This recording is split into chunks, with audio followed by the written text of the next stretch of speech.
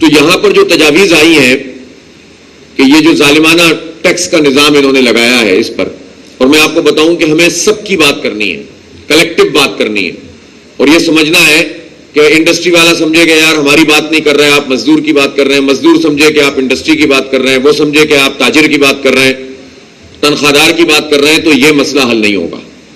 ہمیں بنیادی طور پر یہ 3-4 چیزیں ہیں، میں صرف آپ سے مشورہ کر رہا ہوں، پھر ہم اپنی کنٹینیو کریں گے اور آخر میں کنکلوڈ کریں گے.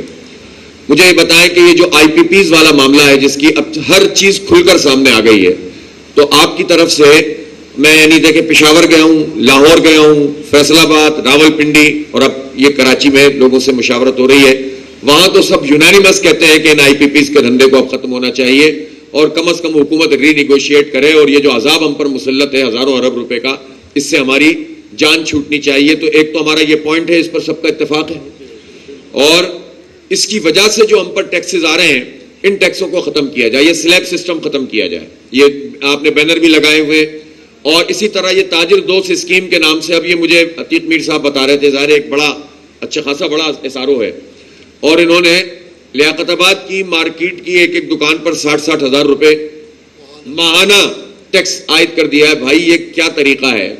سب کو ٹیکس نیٹ میں آنا چاہیے. ایک بات تو اس پر اتفاق ہے، یہ لوگ کہتے ہیں کہ تاجر ٹیکس دینا نہیں چاہتے، آپ ٹیکس دینا چاہتے ہیں کہ نہیں دینا چاہتے؟ سب دینا چاہتے ہیں، تو سب کو فائلر بنائیے، کوئی حرج نہیں ہے. لیکن اس کا مطلب یہ نہیں ہے کہ آپ زبردستی مسلط کر دیں ایسا ٹیکس جو ظالمانہ ہو. ظالمانہ ٹیکس کو ہم قبول نہیں کریں گے. اسٹیک ہولڈر کے ساتھ بیٹھیں اور بات کریں اور مسئلے کا حل نکالیں، یہ سب تعاون کریں گے، ہم بھی تعاون کریں گے. تو اس لیے یہ ظالمانہ تاجر دوست کے نام پر جو نام نہاد تاجر دوست اسکیم ہے، یہ تو قابل قبول نہیں ہے. یہ انڈسٹری پہ جو ایکسپورٹ کا انہوں نے ٹیکس لگایا ہے، یہ بھی قابل قبول نہیں ہے. پھر تنخواہ دار لوگوں نے 375 ارب روپے جمع کرائے، جاگیرداروں نے جن کی 100 ایکڑ سے زیادہ زمین ہے انہوں نے 5 ارب روپے بھی جمع نہیں کرائے. تو جو پورا ملک لوٹ کے کھا رہے ہیں اور اس کی بنیاد پر پوری سیاست پہ قبضہ ہے، اور وہ اسٹیبلشمنٹ کے بھی جونیئر پارٹنر کے طور پر ہر پارٹی میں موجود ہوتے ہیں، وہ تو ٹیکس دیتے نہیں ہیں، نہ ان سے یہ ٹیکس وصول کرتے ہیں. تنخواہ دار آدمی کا ٹیکس کا سلیب بڑھا دیا، اور اتنا بڑھا دیا ہے کہ پروفیشنل لوگ کہتے ہیں کہ جو رہ گئے تھے وہ بھی کہتے ہیں کہ اس ملک میں ہمیں نہیں رہنا. تو یہ ہمارے ملک کے ساتھ کرنا کیا چاہتے ہیں؟ لہذا سمپل بات یہ ہے کہ ہمیں تنخواہوں کے اوپر جو یہ اضافہ اور سلیب بنایا گیا، یہ بھی قابل قبول نہیں ہے. ٹھیک ہے یہ بات. اسی طرح تمام بجلی کے بلوں پر پورے پاکستان کا مسئلہ ہے کہ بجلی کے بل بم بن کر گر رہے ہیں. یہ سلیب سسٹم ختم کیا جائے، منیمائز کیا جائے، اور اس کے اوپر جو ٹیکس لگا کر ہمیں دیا جا رہا ہے بجلی کے بل میں، یہ ٹیکس ہمارے لیے قابل قبول نہیں ہے. ٹھیک ہے، اور اس پر بات کریں. آپ دیکھیں یہ ایمانداری سے اگر یہ چیزیں کرنے لگیں گے، ان کو ٹیکس زیادہ ملنے لگے گا، ان کو زیادہ ریونیو جنریٹ ہوگا. اور اسی طرح سے جو پیٹرول کے اوپر لیوی ہے جس کا ہر آدمی پریشان ہوتا ہے نا، تاجر بھی، صنعت کار بھی، مڈل کلاس بھی، غریب بھی، امیر بھی، سب کے ساتھ مسئلہ ہے. تو یہ بھی نہیں ہونا چاہیے. اب اس پر ہمارے پاس جو آپشن ہے، ایک تو ہم دھرنا کرنے جا رہے ہیں. یہ جو فکس چارج انہوں نے جو ہے وہ بڑھائے ہیں الیکٹرک بل کے اوپر، جو فکس چارجز ہیں اس کو ختم کیا جائے، اس پر بھی ہمارا اتفاق ہے. اب جو انہوں نے اب یہ آپ کی طرف سے آپشن آئے ہیں، ہم ان سارے آپشن کو اوپن کرتے ہیں. ایک یہ کہ ہڑتال کی بات ہوئی ہے، پہلے مرحلے پر 1 روز کی ہڑتال کریں گے انشاءاللہ. اس کے بعد پھر ہم آگے بڑھتے چلے جائیں گے. دیکھیں یہ جب تک آپ اس پریشر کو سسٹین نہیں کریں گے، پریشر مسلسل نہیں دیں گے ان کو، اور دیکھیں ہوتا کیا ہے، جیسے آپ ہڑتال کریں گے آپ کے پاس فون آنا شروع ہو جائیں گے انتظامیہ کی طرف سے، ادھر سے ادھر سے، اور مختلف تاجروں کو تقسیم کرنا شروع کر دیں گے. ہمارے شیخ صاحب یہاں بھی موجود تھے، انہوں نے بتایا کہ یہ بھی مشاورت کر رہے ہیں. میر صاحب بھی یہاں موجود ہیں، ادھر کاشف چودھری صاحب ہیں، یہ سب لوگ جو ہیں وہ ایکٹیو ہیں. لیکن میں یہ سمجھتا ہوں کہ اس وقت پولیٹیکل پارٹیز میں سے تو کسی کو فکر نہیں ہے پاکستان کے عوام کی. جماعت اسلامی اس کو انیشیٹ کر کے 26 تاریخ کو دھرنا دینے جا رہی ہے، جس کی آپ نے حمایت کی ہے، میں آپ کا شکر گزار ہوں. اور میں چاہوں گا کہ آپ لوگ سب اس میں کم از کم 1 دن 2 دن کے لیے تو آئیں، اور بھی لوگوں کو لے کر آئیں، تاکہ ایک پریشر بنے کہ کراچی کی تاجر برادری بھی وہاں پر جو ہے وہ ہمارے ساتھ اظہار یکجہتی کرے گی. تو اگر ہم اس طرح کرتے ہیں کہ وہاں دھرنے پہ بیٹھتے ہیں، اگر تو یہ ہمارے مطالبات کو مانتے ہیں، ہم ایک میکسیمم منیمم ایجنڈا بنا لیں گے. وہ مطالبات کے لیے پھر کچھ کو فوری طور پر منوانا ہوگا، کچھ کے لیے کمیٹی بنا کر اس پر ورکنگ ہوگی جو طریقہ کار ہوتا ہے، اور وہ بھی سنجیدہ طریقے سے. اور وہیں اگر انہوں نے ڈیلے کیا تو ہم وہیں بیٹھ کر پھر ہڑتال اناؤنس کر دیں گے. آپ لوگوں کی مشاورت سے تاریخ طے کر لیں گے. میری ایک ریکویسٹ ہوگی، کہ حکومت کی سازش یہ ہوتی ہے کہ جب بھی ہڑتال اناؤنس ہو تو یہ 3-4 حصوں میں ہمیں تقسیم کرنے کی کوشش کرتے ہیں.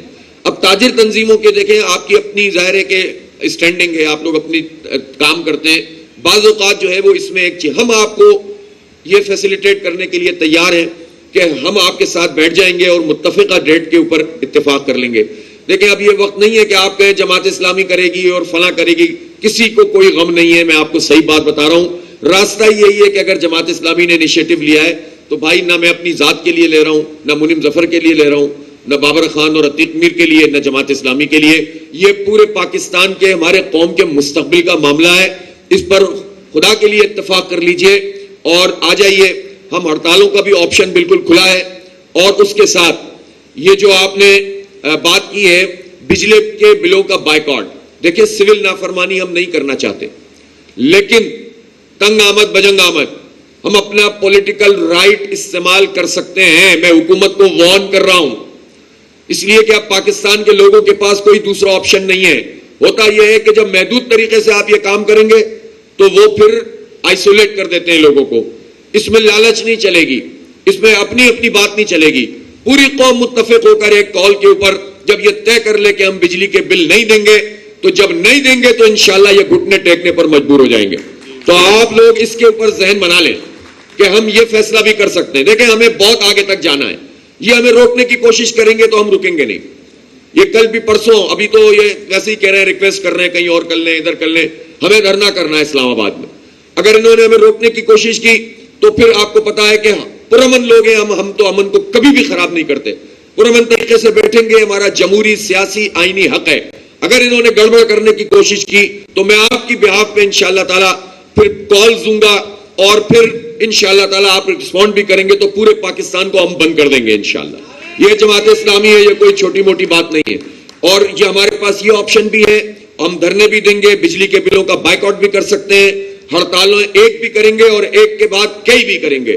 اب بالکل فیصلہ کن مرحلے پر یہ پاکستان ہے. اگر آپ کا اتفاق ہے تو ہم گفتگو کا سلسلہ جاری رکھیں. اور کچھ میں چاہوں گا کہ اب جو ہمارے مقررین آئے وہ پوائنٹ آؤٹ کریں خاص طور پر تاجر دوست اسکیم کو.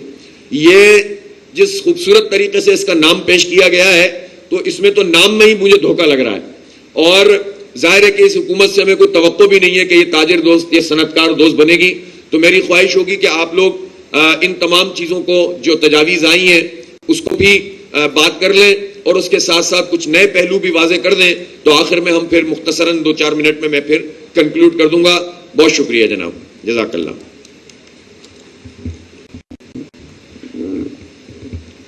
بہت شکریہ.